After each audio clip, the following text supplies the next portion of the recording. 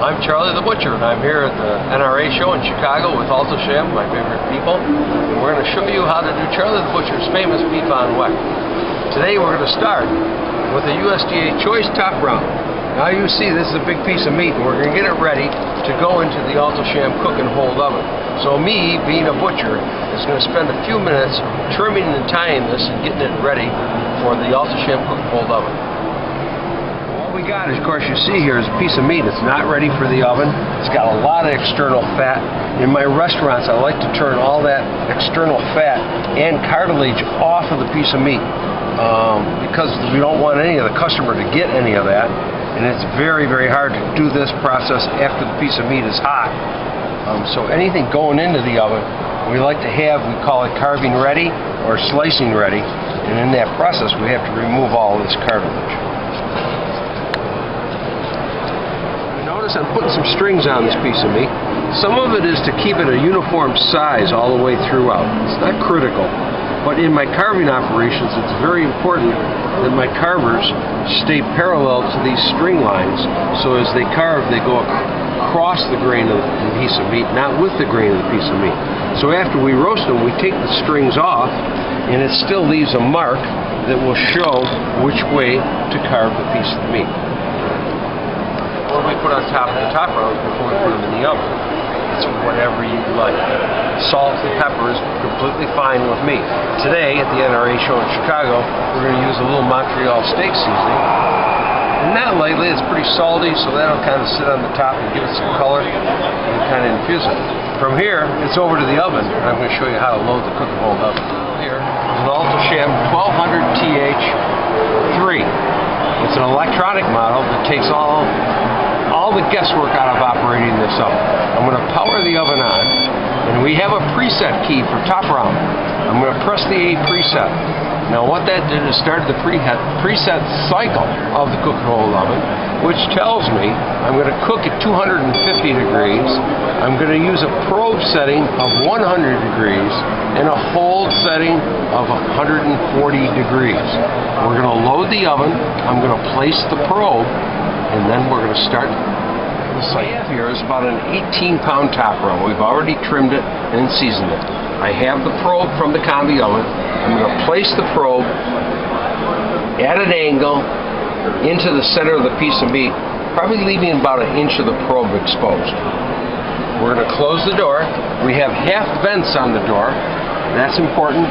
Let a little bit of air circulation in there. We're going to make sure the door is tightly closed, and we're going to press the start button. Here we are, back at the NRA show. We're going to show you today that infamous kimmelweck roll, how to make one right in your own kitchen. We start with a little yellow box of cornstarch. A tablespoon of cornstarch dissolved in a cup of water. And then we're going to bring that to a boil. We're going to cook it. We dump that into another cup of water. We bring it to a boil. You'll see it start to thicken like a pudding.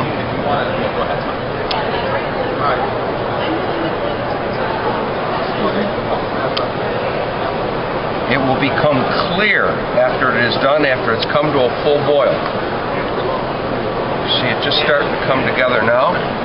Kind of looks a little bit like Elmer's glue. See it? There it goes. And that's going to be the medium that we're going to attach the caraway and the pretzel salt to the top of a Kaiser roll.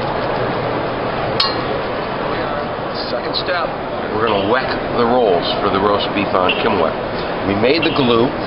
We're going to take that glue, that cornstarch paste, and we're going to brush the top of a pre-baked Kaiser roll with the glue lightly. You don't want it to be very clumpy. And then we're going to go through, and we have half caraway and half pretzel salt, and we're going to sprinkle that on top of the rolls. Evenly distributed all over the top of the roll.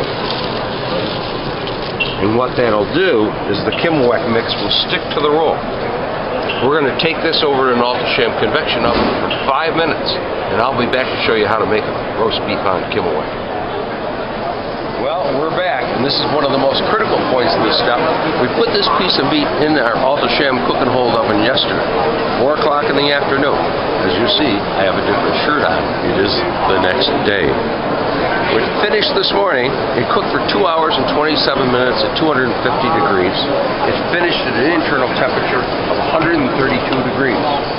We're going to bring this out, and I'm going to take it over to the carving board, and I'm going to show you how to make a roast beef on weck. We're back, and here we go. It's going to be a beef on weck, as invented in Buffalo, New York in the late 1880s by a German immigrant.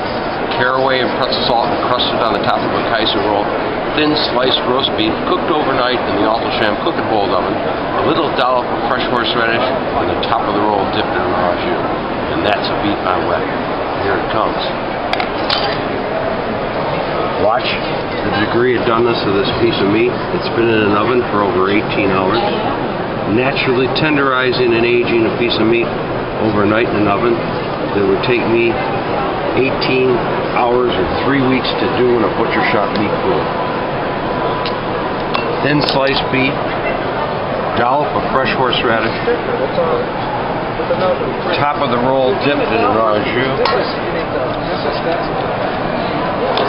And that's a beef on weck from Buffalo, New York.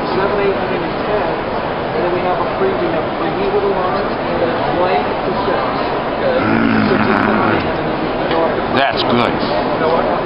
I'm Charlie the Butcher, and we're here in Chicago. And I believe in Alto-Shaam. You should too.